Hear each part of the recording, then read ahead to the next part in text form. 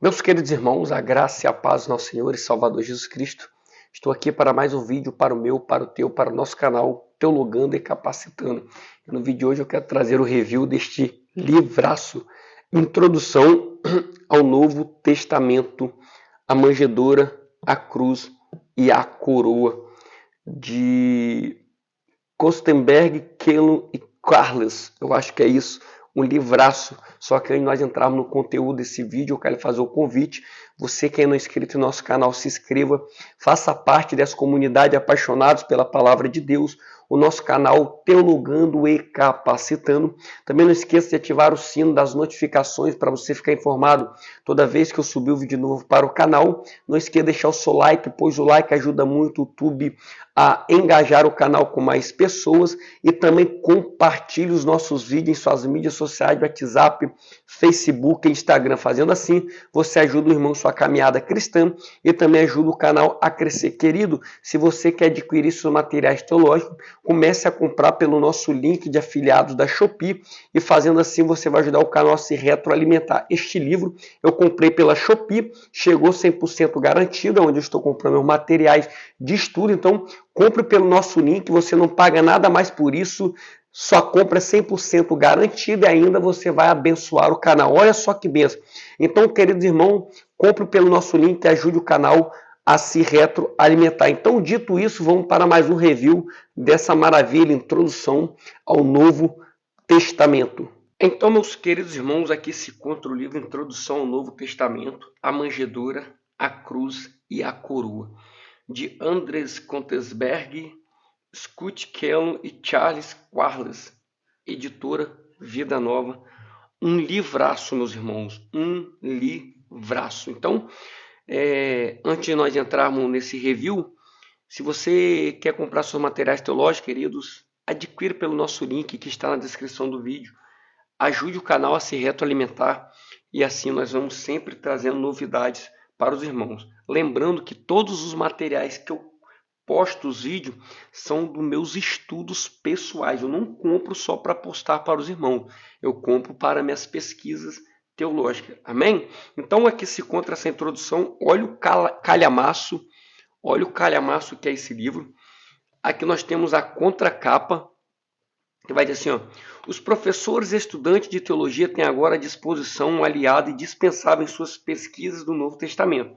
Em Introdução ao Novo Testamento, a manjedoura, a cruz e a coroa, o leitor encontrará uma apresentação completa de todos os 27 livros do Novo Testamento, além de um exame minucioso de eventos como a encarnação, o nascimento virginal, a crucificação, a ressurreição e o retorno triunfante de Cristo.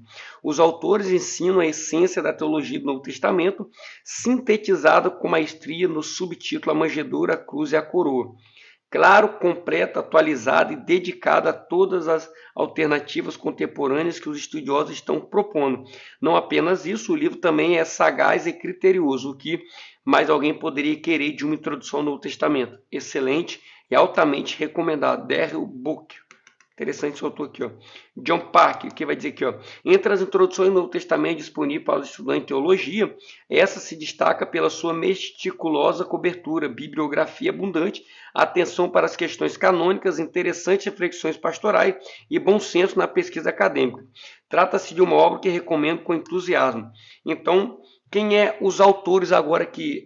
Andres Kostenberg, ele é PhD na Trinity Evangelical Divinity School, é professor e pesquisador do Novo Testamento e Teologia Bíblica no Midwestern Baptist Theological Seminary e autor de diversos livros, entre eles Convite à Interpretação Bíblica, Deus, Casamento e Família, Heresia da Ortodoxia e Pai, Filho e Espírito, publicado por Vida Nova. Scott Kellum é professor sênior do Novo Testamento e grego no Southeastern Baptist Theological Seminary, e Charles Quarles é professor pesquisador do Novo Testamento e Teologia Bíblica no Southeastern Baptist Theological Seminary. Então, todos eles praticamente são da mesma escola, né? Podemos dizer assim. Meu inglês é péssimo, nunca estudei inglês, mal na escola quando eu estudava. Então, estamos aqui, vamos que interessa, uma folha de proteção muito bonita. Deixa eu ver quantas páginas traz total essa introdução ao todo. São mais de 1.300 páginas, como vocês podem ver aqui em cima. Então vamos aqui ao que interessa, né? A folha de proteção, que nós temos algumas palavras de alguns teólogos, tá bom? Pulando isso aqui, introdução ao Novo Testamento, a ficha catalográfica, a primeira edição de 2022, é um livro muito recente, tá bom? Aqui nós temos o sumário, então se atenta para o sumário, reduções gráficas, prefácios, agradecimentos, parte 1, introdução, capítulo a natureza e o escopo das escrituras, capítulo 2, o contexto político e religioso do Novo Testamento, parte 2, aqui, ó, parte 1, no caso, a parte 1 é dividida em parte e capítulo. Parte 2, Jesus, o Evangelho. Capítulo 3, Jesus, o relacionamento entre os evangelhos. Capítulo 4, o Evangelho segundo Mateus. Capítulo 5, o Evangelho segundo Marcos. Capítulo 6, o Evangelho segundo Lucas. Capítulo 7, o Evangelho segundo João. A parte 3, Paulo e a igreja primitiva. O livro de Atos, Paulo, o homem, sua mensagem. Capítulo 9, né? O capítulo 10, a carta de Paulo aos Gálatas. Capítulo 11, a correspondência de Paulo aos Tessalonicenses. E 1ª, 2ª Tessalonicenses. Capítulo 12, a correspondência de Paulo aos Coríntios. 1º e 2º Coríntios. Capítulo 13, a carta de Paulo aos Romanos. Capítulo 14, as epístolas da prisão. Filipenses, Efésios, Colossenses e Filemão. Capítulo 15, as epístolas pastorais. 1º e 2º Timóteo e Tito. Parte 4, as epístolas gerais e o Apocalipse. Capítulo 16, a carta aos Hebreus. O capítulo 17, a carta de Tiago. Capítulo 18, as epístolas Petrina, 1º e 2º Pedro e a carta de Judas. Capítulo 19, as epístolas joaninas, 1º, 2º e 3ª João. Capítulo 20, o livro de Apocalipse. Parte 5, conclusão. Capítulo 21, unidade e diversidade no Novo Testamento. Um glossário, índice de assunto, índice de nome, índice de passagem bíblica e mapas. Então, reduções gráficas, podemos ver aqui, são muito conteúdo. É lógico que não vai dar para nós abranger todo o material, pois é um review e senão vai demorar muito. Obra dos pais da igreja. O prefácio, que eu já iniciei a leitura. Para os cristãos que olham para a Escritura como sua autoridade de fé e prática, o Novo Testamento, com seus 27 livros, apresenta tanto o maravilhoso tesouro de ideias dado por Deus, quanto um enorme desafio para a sua interpretação fiel e exata. Sem dúvida, toda a Escritura é divinamente inspirada, proveitosa para ensinar, para repreender, para corrigir, para instruir em justiça, a fim de que o homem de Deus tenha capacidade de pleno preparo para realizar toda a boa obra. 2 Timóteo 3, de 6 a 7. Mas para estar bem preparado, todo aquele que estuda a Escritura deve seguir a exortação de Paulo. Procura apresentar-te-se aprovado diante de Deus, como obreiro que não tem de se envergonhar, que maneja bem a palavra da verdade. 2 Timóteo 2,15. Esse zelo exigido para o entendimento correto da palavra da verdade de Deus envolve um conhecimento aprofundado dos aspectos históricos, literários e teológicos do Novo Testamento. Um tanto ironicamente, o estudo metódico desse fator remonta suas origens modernas ao iluminismo. Dizemos ironicamente porque o iluminismo foi também caracterizado por um viés antissobrenaturalista e um espírito crítico, até mesmo cético, com sua ênfase no estudo da Bíblia como qualquer outro livro. Então, já entra aqui, já arregaçando com o iluminismo. Título e visão do conteúdo. Por esta razão, o título: apresentamos a você, estudiosos do Novo Testamento, introdução ao Novo Testamento, a manjedoura, a cruz e a coroa. O título tenta captar a essência da teologia do Novo Testamento. A manjedoura, isto é, o nascimento virginal de Jesus, a encarnação narrado no início do cânone do Novo Testamento. Mateus 1, 18 a 25. A cruz, relatada nas narrativas da paixão dos evangelhos e explicada na literatura epistolar do Novo Testamento. E a coroa, isto é, a volta triunfal de Cristo e nosso reinado eterno com ele. Então, dentro dessa estrutura, defendemos uma leitura holística do Novo Testamento e de todo o conjunto de textos da Escritura ao longo das linhas de um quadro histórico salvífico que traça a história da revelação progressiva de Deus e a provisão da redenção no Messias e Filho de Deus prometido, o Senhor Jesus Cristo. A natureza da Escritura, o contexto do Novo Testamento, é muito conteúdo, tá bom, querido? Vamos adiantar aqui. A história, literatura e teologia, fundamentos lógicos particulares, fundamento lógico, particulares. Muito interessante. Uma breve história da introdução ao Novo Testamento, os séculos 17 e 18, século 19 e 20. Contribuições recentes, uma conclusão. Isso tudo aqui é o prefácio, tá? Aqui é o agradecimentos. Entramos agradecimento. Parte 1, a introdução. Ó, a natureza epístola da escritura, o conhecimento essenciais, o conhecimento básico, intermediário, conhecimento avançado. O interessante é que ele sempre vai trazer isso aqui para distinguir o povo leitor. Conhecimento básico como trabalho, conhecimento intermediário como trabalho e o conhecimento avançado. Então nós temos que ter isso em mente. A introdução, para muitos estudantes, a discussão sobre o cânon, a questão de quais livros deve estar incluído na Bíblia, parece relevante. O cânon está fechado e limitado aos livros ali encontrados. Contudo, um estudo cânon faz mais do que simplesmente determinar os livros do Antigo e do Novo Testamento ou fornecer material para o debate acadêmico. Ele fornece uma orientação básica sobre como a Bíblia vê a existência e, portanto, conecta estudantes mais firmemente aos fundamentos de sua fé. O cânon do Novo Testamento, porque esses 27 livros, o que é um cânon colocado de forma sucinta, ó, forma básica, sucinta, a palavra cânon vem do grego cânon, que por sua vez se deriva de seu equivalente hebraico câner, que significa regra ou padrão. O termo, porém, acabou se referindo à coleção das escrituras cristãs. O conceito moderno de cânon é claramente comprovado no século 4. Testemunho do Novo Testamento. Ó, testemunho dos pais da igreja primitiva. Ó, Clemente, Policarpo, né, que foi discípulo de Ireia, João, Papias também. Testemunho do cânon de Muratori. Ó, estímulo para a canonização e critério de canonicidade. O que foi trabalhado? Eu parei aqui, ó, debate eclesiástico contra a canonicidade de livros individuais. A história eclesiástica de Eusébio e as várias opiniões no Ocidente e no Oriente. Muito interessante, tá bom? O desenvolvimento recente nos estudos sobre o Cânon do Novo Testamento. Vamos então aqui, querido, adiantar um pouco, que se o vídeo já está ficando bem longo. Ó, vocês podem ver que é tão acadêmico que muitas notas de rodapé, notas bibliográficas, tá bom? Muitas notas de rodapé. Você pode ver uma folha branca, uma letra média de ótima facilitação na leitura. Então, muito interessante. Ó, sempre com esses quadros para trazer algo, tipo fosse um olho do texto, mas bem abrangente. Ó. A edição canônica do Novo Testamento. Você vai ler isso aqui, você vai se aprofundar muito. Ó. Então, pode ver que são muitas coisas. A ordem atual dos livros do Novo Testamento, porque essa ordem. Outro quadro, se uma das cartas perdidas de Paulo aos Coríntios fosse encontrada hoje, o que aconteceria? Interessante, né? Ó. Será que esse escritor do Novo Testamento tinha noção de que estavam redigindo as escrituras? Ó, transmissão textual, os manuscritos disponíveis são precisos e confiáveis. Então tem aquelas dúvidas que nós estudantes temos, esse livro tira. Ó. Inspiração e inerrância, qual a natureza do cânon, a noção mais ampla de inspiração nos pais da igreja primitiva.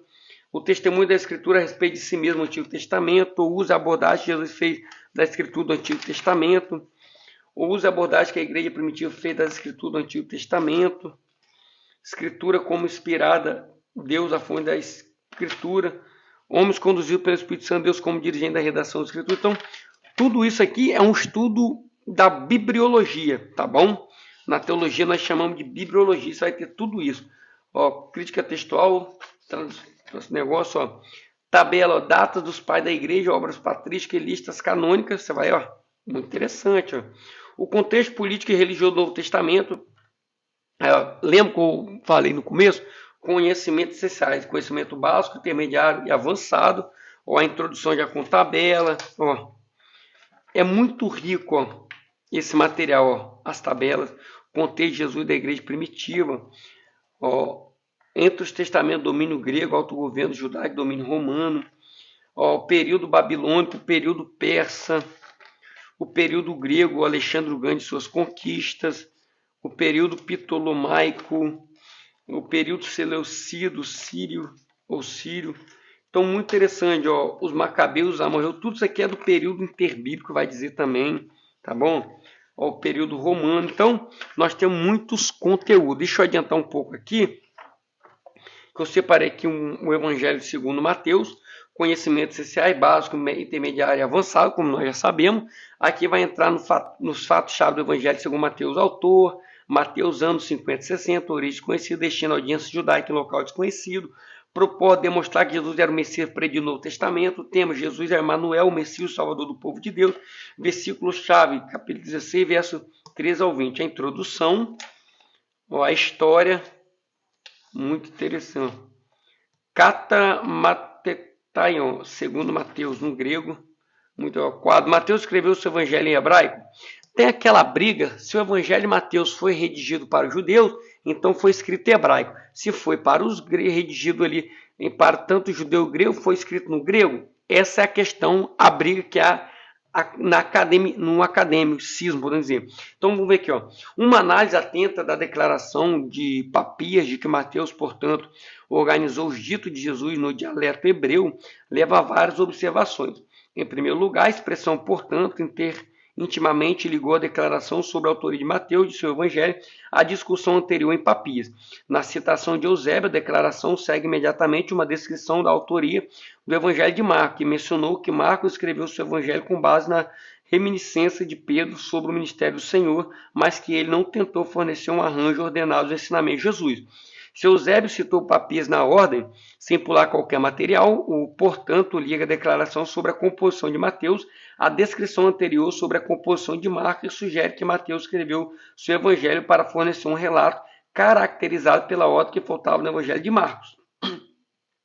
Se assim for, a declaração de Papias implica que o evangelho de Marcos foi escrito primeiro e que Mateus escreveu mais tarde, possivelmente utilizando perícopes de Marcos, mas dando-lhe uma nova ordem. Além disso, essa conexão indicaria que o relato da composição de Mateus, como um relato sobre a composição de Marcos, foi atribuído por Papias a uma fonte ainda mais antiga, chamada de o presbítero, muito provavelmente João o presbítero. De acordo com outras declarações de Papias citadas em Eusébio, esse presbítero foi pelo menos uma testemunha ocular do ministério de Jesus, um portador de importantes tradições na igreja primitiva, provavelmente o apóstolo João, filho de Zebedeu. Interessante.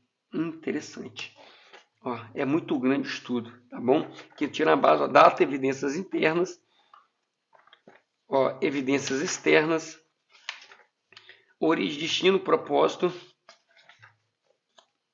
Muito interessante. Literatura, o plano literário. Ó, os 5 discursos do Evangelho de Mateus, Sermão do Monte, Instrução dos 12, Parábola do Reino, Discurso do Monte das Oliveiras, mais Parábola do Reino. Estrutura, como esse Evangelho está estruturado no esboço. Aqui a discussão unidade por unidade, a introdução, os ancestrais, nascimento, infância de Jesus. Vamos pegar aqui essa partezinha para nós avançar, que o vídeo está muito grande. O relato da concepção e do nascimento de Jesus retrata esses eventos como absolutamente único. Isso demonstra que Jesus era cumprimento das promessas de Deus feitas por intermédio dos profetas do Antigo Testamento. Ainda mais importante, o relato enfatiza, deixa eu rodar aqui a ponta da caneta, enfatiza a identidade de Jesus como Emanuel, nascido da Virgem, Deus que vive entre os seres humanos, o Salvador, que resgataria o seu povo dos seus pecados.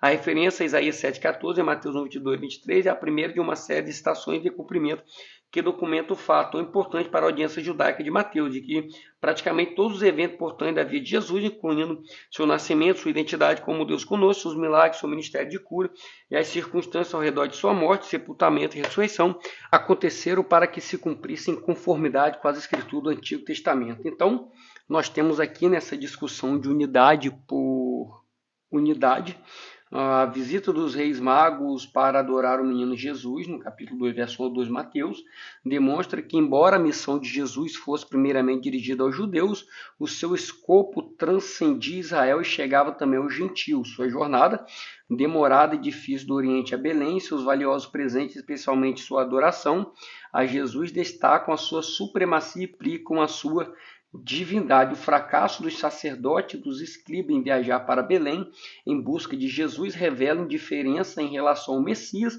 que mais tarde evoluiu para a animosidade. Então, nós vamos ver aqui relatando sobre Herodes, a introdução do ministério de Jesus, ó, discurso, Sermão do Monte, capítulo 5 ao 7. Então, ele vai trabalhar todas as partes do capítulo de Mateus, ó, segunda parte, ministério de Jesus na Galileia, capítulo 8 e 9, o discurso, instrução dos 12, capítulo 10, e assim vai caminhando, ó. Parábola de Jesus nos sinóticos, vai trabalhar nem relacionado aos sinóticos. Então, muito interessante esse livro, ó. Evangelho de Marcos, o autor João Marcos, intérprete de Pedro, meio ao final dos anos 50, origem de Roma, destino gentios em Roma, propôs a apologia da cruz, discipulado, tema Jesus é o Filho de Deus, autoritativo e operador de milagre. Então, começo com a introdução, podemos ver que há muitas notas biográficas, tá vendo? Uma introdução extremamente acadêmica. Meus irmãos, o vídeo está longo, não vai dar para nós ver parte por parte, mas nós vamos avançar aqui. Paulo, um homem, e sua mensagem, ao conhecimento essenciais do conhecimento básico, como já temos abordado, conhecimento intermediário, conhecimentos avançados. Aqui tem o mapa do Império Romano na área de Augusto. Introdução, seguidor de Jesus, o fundador do cristianismo. Uma breve história, debate. Então, muito interessante, né? Então, uma introdução do Novo Testamento que não fica nada de fora e você aprende muito a respeito dessa parte que traz a visão, o panorama de todo o livro do Novo Testamento, né? Então, nós vamos aprender muito a respeito disso. Passando aqui, nós temos a respeito aqui onde eu estava estudando, deixa eu voltar aqui. Aqui tem muito assunto aqui ainda. As epístolas da prisão, Filipenses, Efésios, Colossenses e Filemon. Muito interessante, conhecimentos essenciais, básico, intermediário e avançado, introdução. Como o livro de Atos deixa claro, Paulo estabeleceu diversas congregações locais nos principais centros urbanos e pelo menos 3 viagens missionárias. Perto do final do seu distinto ministério apostólico, depois de escrever Gálatas, 1 e 2 Tessalonicenses, 1 e 2 Coríntios e Romano. Paulo se criou em uma correspondência adicional com várias igrejas indivíduos durante sua primeira prisão romana, 58 a 60. As cartas de Paulo, Filipenses, Efésios, Colossenses e Filemon, comumente chamadas de epístola da prisão, datam esse período. Então, é as cartas da prisão, Muito interessante, né? A epístola da prisão é onde eu peguei aqui, já deixa eu adiantar aqui. Então, a data, a origem. Então, vai passando aí.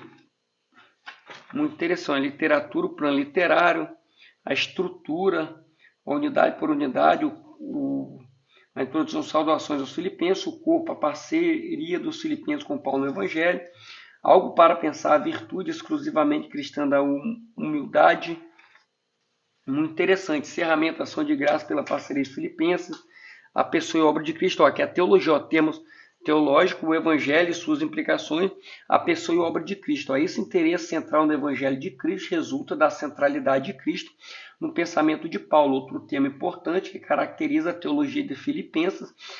Filipenses reflete uma visão elevada da pessoa e obra de Jesus Cristo. A passagem mais óbvia e marcante relativa à cristologia é o primoroso hino a Cristo, no capítulo 2, versos 6 ao 11. Ali nós falamos da quenose, né?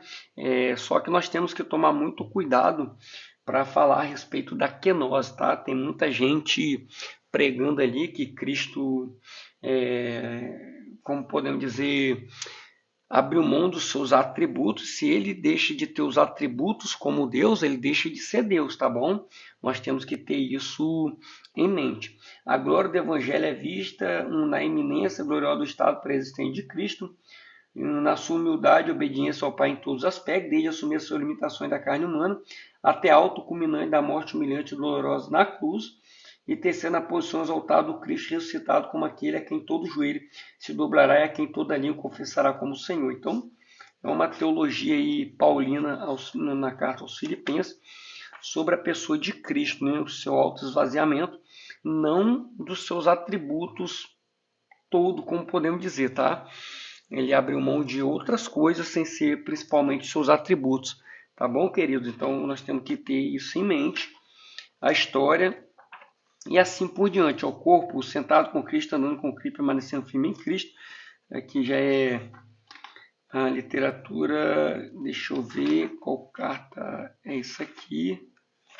Que eu avancei bastante. Não, aqui. Deixa eu ver aqui. Isso. Aqui, ó. Carta aos Efésios, tá bom? Muito interessante. Muito interessante. Então, meus queridos irmãos, estou avançando bem mesmo, porque é muito extenso. Carta de Tiago, um mapazinho. O livro é muito grande, muitas páginas. Não dá para fazer tudo em um review. Só que possa ser que tenha parte 2 aí desse review, tá bom? Para nós abordar outros temas. Diversidade no Novo Testamento, conhecimentos essenciais básicos, intermediário e avançado. Introdução e relacionamento entre os evangelhos, livro de Atos, a carta, o livro de Apocalipse. Olha, interessante, ó, questões relacionadas à unidade de cidade no Testamento, os evangelhos sinóticos, evangelho de João, são coisas, querido, que dificilmente você vai ver ser tratado a fundo em uma aula de teologia básica, tá bom? Isso aqui você vai ver mais no estado avançado, intermediário, a introdução profunda, tá? O Paulo do livro de Atos e o Paulo das cartas, os alegados desenvolvimento do pensamento de Paulo. Então tem muita coisa aqui interessante. Os principais temas unificadores da teologia do Novo Testamento, para estudos adicionais, que nós já chegamos no crossário. Então, o crossário, a oração do Senhor, modelo de oração, a visão de Agostinho do problema, Agostinho de Hipona. Olha que interessante, o Armagedon do hebraico, Megiddo, Monte Megiddo, local de batalha do Antigo Testamento, próxima à cidade de Megiddo e tal. O arrebatamento pré-tribulacional, crença de que Cristo voltará ainda da grande tribulação.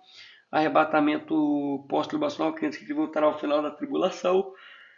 Então, ele trabalha esses pontos interessantes, tá? Gostei.